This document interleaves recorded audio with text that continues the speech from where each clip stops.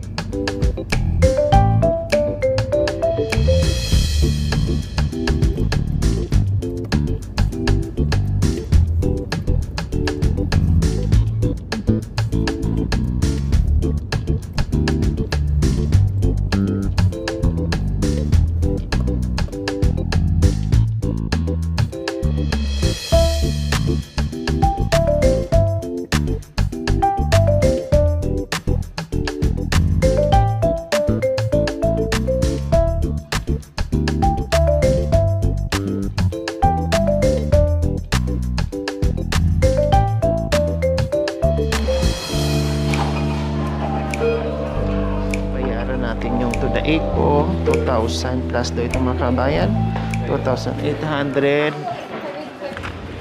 So ayan po mga kabayan, schedule natin ngayon sa to the Eco, no, at nakakuha na tayo ng resibo dahil nagbayad ng mga kabayan. Although ino-offer nila yung malasakit po mga kabayan, maganda po yun. Kailang, no, kung i-avail natin yung malasakit, kailangan pa nating pumila doon, no, sa center nila diyan. At kaya haba-haba ng pila, okay lang po yun. Kailangan ang problema, walang problema doon sa pila, talagang ganyan kasi maraming lumalapit. Ang problema po mga kabayan, hindi agad-agad na mabigyan po kayo diyan, no, ng tulong. Kailangan lapit ka diyan and then hihingian ka nilang referral. So ganito po yung sistema. Pag nandito ka sa Baguio, halimbawa, or taga ibang lugar ka, pupunta ka muna sa iyong congressman, no, sa center ng kung saang opisina ng congressman po mga kabayan para kumuha ka ng referral bago kanila mabigyan dito sa malasakit. Sila po mismo ang magbibigay sa inyo. Sabi ko nga doon, sabi ko, sir, bakit kailangan pang pumunta o umuwi doon sa bayan mo, pupunta mo pa yung opisina ng malasakit para kumuha ng referral. Kung indigent ka naman, kung meron ka namang member ka na matik sa purpose, no, bakit kailangan pa ng referral? Halimbawa, ganito, no, in-offer nila, ano po ba ito, cash or malasakit? Kasi nung una, sabi ko malasakit dahil akala ko ay sila na kaagad, dito na kaagad makuha yung tulong, pero hindi po pala so ngayon binayaran ko kasi kung hindi kito babayaran, uuwi pa ako ng Pangasinan, pupunta pa ako doon sa opisina ni congressman para ilapit ko to para mabigyan ako ng referral para ma-avail ko yung malasakit. So yung 2,800 pamasahian mo, gasolinahan mo, wala na. Then ang ibigay sa'yo, hindi mo pa alam kung magkano ang ibigay sa malasakit dito sa 2,800. So wala, parang napakabagal ng sistema. Nandito na may opisina na dito sa malasakit sa Baguio, bakit hindi na lang agad-agad sila mag-approve o magbigay? Kung matik ka naman, purpose or indigent, dapat matik na, wala ng referral kasi may ID naman. So ganun sana para mabilis. Or hindi na mapilitan yung tao maghanap ng paraan itong 2,800, no? Kung si Ate Mylene lang, saan niya ito hahanapin at kung paano siya uuwi na naman ng Pangasinan para ipakita to, dalhin doon sa opisina ng Malasakit para mabigyan ng referral. Ibig kong sabihin, imbes na mapabilis at hindi ka nagagastos ng pamasahe, hindi na masayang yung oras mo pabalik-balik, Baguio, etc. Kasi hindi lang naman dito ay taga Baguio lahat ng mga pasyente. Marami ding mga taga ibang lugar. Sana, no? Mayroon ng Malasakit Center dyan na pinupuntahan natin, may pila na. So dapat sila na matik magbigay ng referral, no? At may tao na dyan na nakalagay na sila na mag-approve para hindi na bababa, hindi na aakyat, hindi na masayang pamasahe. Siya na rin yung pambili ng pagkain sa pasyente o pandagdag ng ibang pambili ng gamot. So yun lang naman ang nakita ko. Pero ang Malasakit maganda, no? Sa sistema lang na parang mabagal, hindi agad-agad na hingi ka, pipila ka dyan. Kailangan pagkatapos mo pipila, i-advise sa'yo, uwi ka muna, balik ka muna doon sa office ng congressman para ihingi itong referral na kailangan natin ng tulong. So nakakalungkot kasi hirap na nga sila, no, sa pamasahin nila, sa pagkain nila, kaya nga lumapit sa Malasakit para maibsan yung sakit ng bulsa, pero ganun pa rin nangyayari, pabalik-balik, pamasay. Din pila na naman, another pila na naman po doon. So yun lang naman nakikita ko dito sa Malasakit. Pero maganda yung Malasakit. Sana si Senador Bungo, no? Si Senator Bungo sana maaksyonan kung paano ba talaga para hindi na mahirapan yung mga kawawa natin mga kabayan, para hindi na maganda bunggo yung mga kabayan natin na nangangailangan ng Malasakit. Sana meron na dito sa Baguio na opisina na hindi mo na kailangan bumaba at pumunta doon sa congressman. Dito na mismo may approval na para mabilis ang transaction. So ayan lang. Okay, tara. So ngayon, while waiting kami sa today ko nagbayad na kami. At antay muna namin kasi 11 pa, inagahan namin. Baka mamaya kasi mahaba ang pila, hindi natin alam. So at least nakabayad na tayo, pakita na lang natin doon. Punta muna kami doon sa genetics, no? Balik kami kay Doktora Ortiza, kung hindi ako nagkakamali. Kasi ibigay namin yung result ng lab niya nung nakaraan at ipabasa natin. Sana good news at maganda ang result. Kaya tara, punta tayo sa genetics.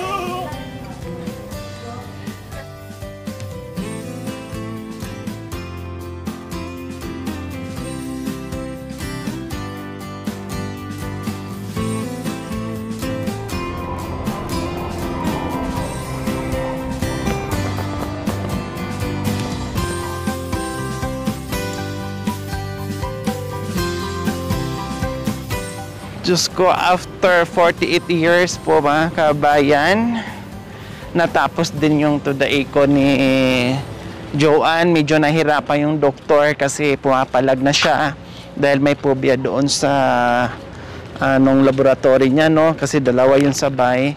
So ngayon, akala siguro niya ay tutusukin na naman siya, no? Grabe yung pigil namin, no? Ang daming humawa kay Joanne para lang talaga matuloy-tuloy yung to the echo. So nandito nakalagay after 10 days po babalik po tayo dito, no, para makuha natin yung result. So far maganda naman, wala namang masyadong problema doon sa puso niya. May kunting singaw lang doon sa balbula ng kanyang puso, no, wala namang butas. So maganda naman. And then after 1 year, may follow-up check-up tayo to the echo ulit para ma-monitor natin yung puso ni Baby Joanne. So ngayon, anong oras na? Mag-aalauna na, wala pa kaming lunch kasi sinigurado muna namin muna kami kumalas sa pila. Babalik kami ulit doon sa surgery po mga kabayan kung saan nakapila kami. may number 7, kaya kumalas ako doon kasi inuna ko muna dito yung to the echo, and then ito punta tayo ulit ng surgery. Tingnan natin kung makakaabot pa tayo at maipasa natin yung lahat ng records from R1 sa Region 1. So titingnan natin mga kabayan. Then after that, mag-lunch tayo, hanap tayo ng saan makakainan. Anong ginawa? Anong ginawa? Saan ginawa? Diyan? Pati yung mga doktor doon natawa dahil lahat sinisinyasan niya, wag daw. Tinuturo yung sarili niya kasi magaganon daw siya. Akala naman tusukin, dito lang naman pinapatong. May phobia. So ayan po mga kabayan, no? Galing na tayo sa surgery. Binigay na natin yung request nila na galing ng R1. So advice ng doktor, mag-antay tayo sa tawag nila, no? Baka kailangan ng i-admit, i-confine, no? And then baka mayroon pa silang ibang kailangan like laboratory. So titinan natin kung kailan tatawag, no? Kung kailan tayo babalik muli sa Baguio. Basta ang importante ngayon, at least waiting na tayo, no? Doon natin na malalaman na maoperahan na, no? Kung kailan yung schedule na ibibigay sa ating mga kabayan.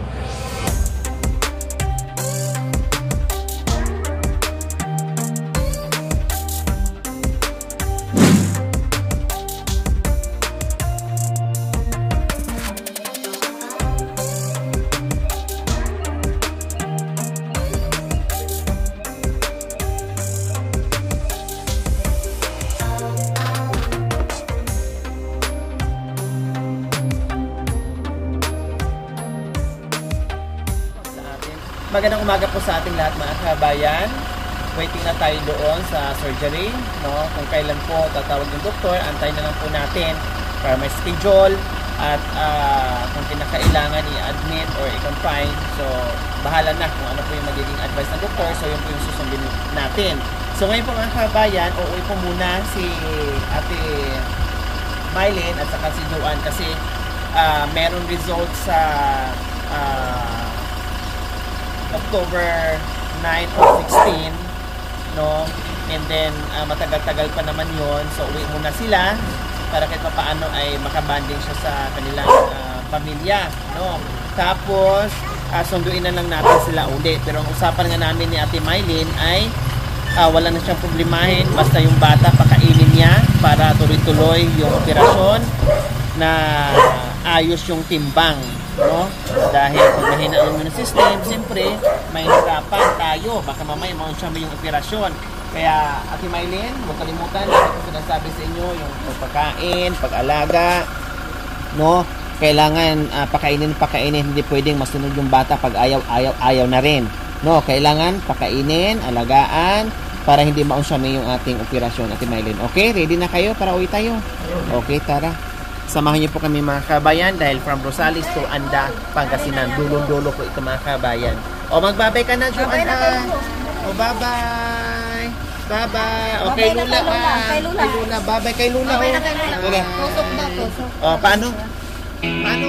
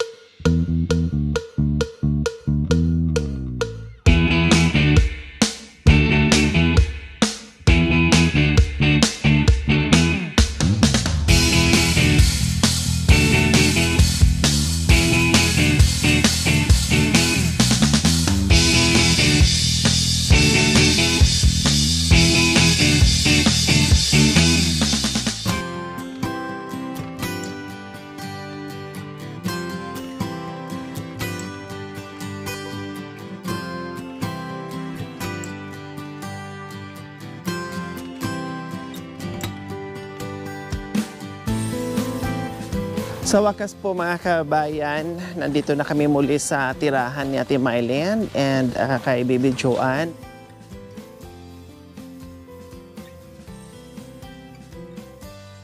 Excited si Joanne umuwi ng bahay. Gawid kami Siyempre po, taga na namimiss na rin nila yung kanyang mga kapatid. Aray ko, 8 kapatid na naiiwan.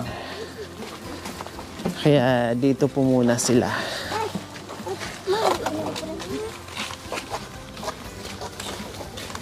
Yehe, makikita ni Ate Mylene yung mister niya.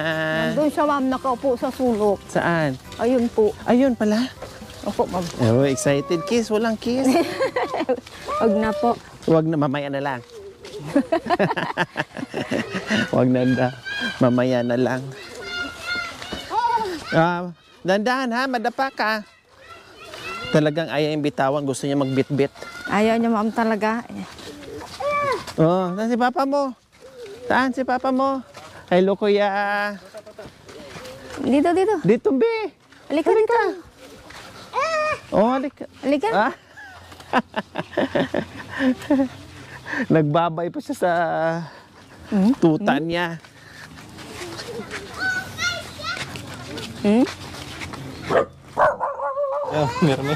Wow, ang sarap naman ito kuya. Saan to galing? Lang madam sa ano. Saan to? Saan nyo ilalagay? Ay, saan nyo ibibenta? Sa inyo madam. Ay, talaga? Sabi ko pa naman kanina, may nadaan akong buko doon na nagkumpol-kumpol. Sabi ko, bibili tayo mamaya. Tapos pagdating namin, meron na, naka-ready. O, di ba? Wow! Ang dami naman yan, kuya. Sapatos.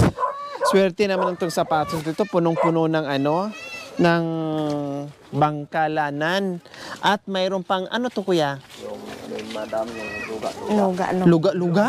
Nakakain na pala ang luga ngayon? Opo ma'am. Kami Tito Ago yan. Yung nag-isa lang. Ala, ang laki, oh. Grabe, ang laki ng, ano, nag-iisa. Nag-iisang piraso.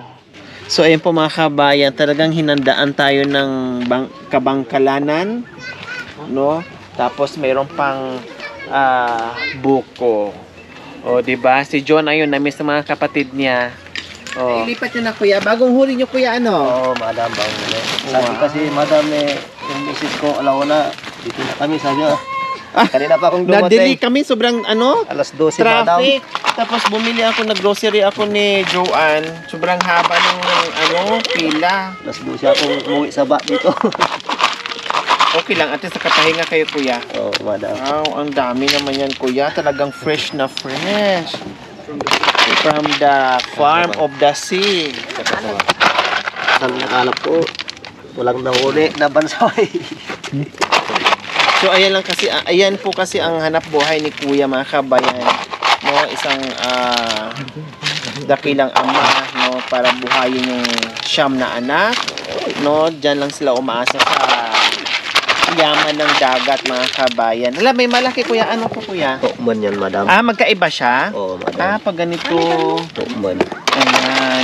Ayan, oh. Palang perlas na. Parang tulya. No, kuya, no? Parang Tukman tulya sabi siya. nila, madam. Tukman sabi nila. Pero pag sa, ano, parehas lang ang laman ito. Pag yung nasa tabang sa alat, kuya. Oo, madam. Parehas. Pero madam, to sa ilalim parang may kunting buyangin. Hugasan yan, madam. Oh. Pero malaking laman yan. Pero pag niluto, pwedeng pagsabayin. Oo, madam. Ang dami naman ito, kuya. Ito, madam, kahit hindi lagyan ng tubig kung ano, hinalaga, tubig kusa. Okay. So, kailangan kahit wala palang tubig, mga kabayan, okay lang. Pero ako'y naaantig dito sa lagay ni kuya, no? Sapatos. Kulang na lang ng medyas. Sambergas. Crocs. Pero ang dami naman, kuya. Wag. Madam, masarap. Maraming salamat, madam, sa tulong mo sa mga... Pray lang tayo. Maraming salamat din sa mga pasalubong nyo sa amin. Pray lang tayo na tuloy-tuloy. Maganda naman yung balita sa mga laboratory ni Joanne ngayon. Basta tuloy-tuloy. Okay, so, Kuya Joanne, syempre hindi pa nabalita ni Ate Mylene kung anong nangyayari sa check-up ni Joanne. so far, good news yung balita, no? Maganda. And then, naglaboratory na kami. Marami ng procedure ang ginawa. So, mag-aantay na lang tayo ngayon kung kailan maoperahan. No, yun na lang aantayin natin. Then, mag-request pa yung mga ibang doktor. Baka meron pang mga laboratory. So, yun na naman ang gagawin natin. Basta sa ngayon, habang nag-aantay tayo ng tawag sa doktor kung kailan i-admit, no? At operahan, dito muna sila. Binalik muna namin para kahit paano makasama ni Ate Mylene yung mga anak niya, no? Kasi hindi sanay si Ate Mylene, first time niyang mawalay o inabot ng ilang araw o linggo na mawalay sa mga anak niya kasi talagang dito lang siya sa bahay. So ngayon, Ate Mylene, gaya ng sinabi ko sa inyo kanina, meron akong mga groceries dito na para kay Joanne kasi kailangan talaga natin siyang patabain ng patabain, no? Madagdagan yung timbang niya para maihanda niya yung katawan niya pag once na operahan na yung bata, no? Kasi kailangan palakasin yung resistensya, kailangan patabain din natin kahit papaano, no? At ito nga almost 2 kilo ang itinaba ng bata, Kuya John. So ito yung aking binili kanina. Ito kasi si Joanne po mga kabayan, pag nagpupupo, no, syempre dito yung sa colostomy niya, no. At kailangan talaga wipes, hindi naman pwedeng matigas o kailangan talaga malambot ang ipunas doon. So wipes talagang ipupunas. So bumili na ako ng maraming wipes para pag halimbawa biglaan yung tawag ng bagyo, so nakahanda na kaagad, diretso na lipad. So dinamihan ko na yung wipes, bumili na ako ng malalaki. At syempre sabi ko nga ni Ate Mylene, hindi lang nakaasa yung bata sa gatas, ito ay support lang. So kailangan pa rin gulay, kailangan pa rin ng kanin, no, para mabilis yung pagtaba at masustansyang pagkain, gulay, Ate Mylene. Yun ang gagawin natin na tulad ng ginagawa doon sa apartment. Tapos ito dinamihan ko na, malalaki na, yung malalaki na talaga ang binili ko kasi pag nagbagyo tayo ay agad-agad na tayong aakyat, hindi na tayo tatagal. Plus, diaper, Ate Mylene. Meron pang merienda, no, Ate Mylene. So, syempre, yung ating isang set na groceries, no. Isang set natin na groceries, ayan. Bagyo. So, ayan po mga kabayan. Maraming salamat po sa walang sawang pagmamahal sa ating mga sponsors na talagang kayo po ang nagbigay ng daan na upang matupad yung kahilingan ng mga magulang, no, na magagaling yung kanilang anak na maoperahan. So ito po mga kabayan, salamat po talaga sa ganito ang puso na walang sawang pagmamahal sa mga kagaya nila na nagbigay ng bagong pag-asa, lalong-lalo na si Joanne mga kabayan. So ngayon, kahit papaano ay 100% yung kailangan, 100% pa yung ating lalakbayin bago natin ma-target yung goal natin na maoperahan. So ngayon at least kahit papaano nasa 50-50 na tayo, nangalahati na tayo, no? So patuloy pa rin po tayo, ipagdasal natin yung operasyon ni Joanne at tuloy-tuloy. Sana magiging okay lahat ang laboratory test niya para walang magiging balakid at tuloy-tuloy, kasi sabi ko ayaw ko nang patagalin, Doc.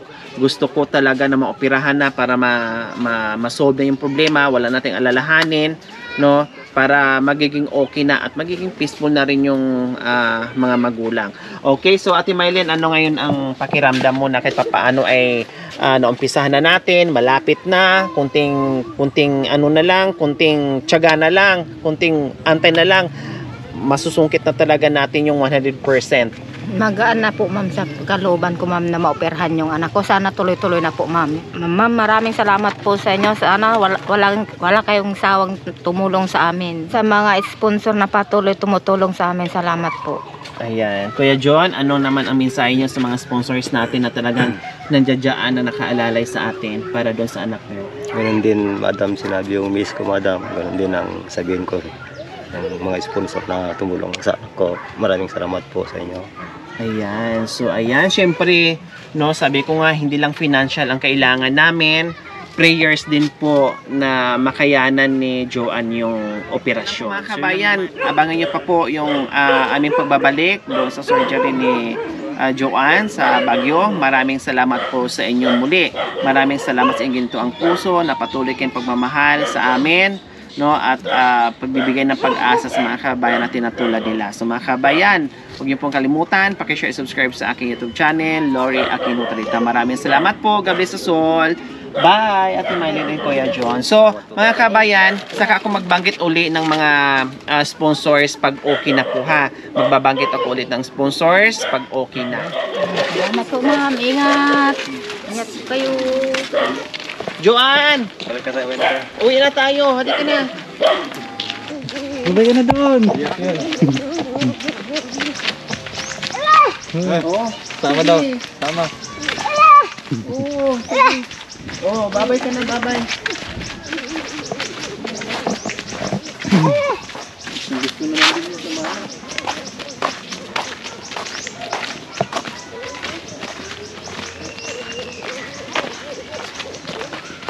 Bye-bye.